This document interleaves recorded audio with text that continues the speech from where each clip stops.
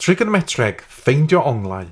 O gael dau o'r hydoedd mewn triongl ongl sgwâr, gallwn ddefnyddio trigonometreg i ddarganfod maint un o onglau lem y triongl. I gychwyn, labelwch ochrau'r triongl.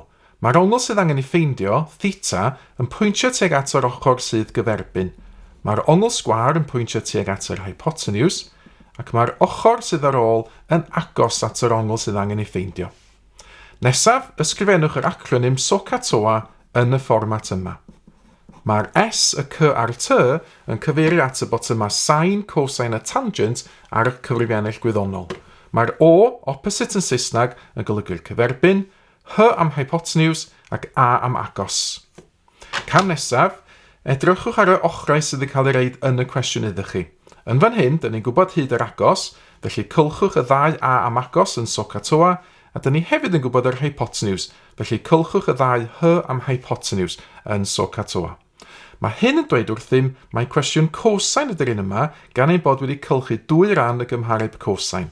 Felly, ysgrifennwch y gymhareb cosine. Mae cosine theta yn hafal i'r agos rhannu hefo'r hypotenuse. Nesaf, rydyn yma newid yr hydoedd o'r cwestiwn.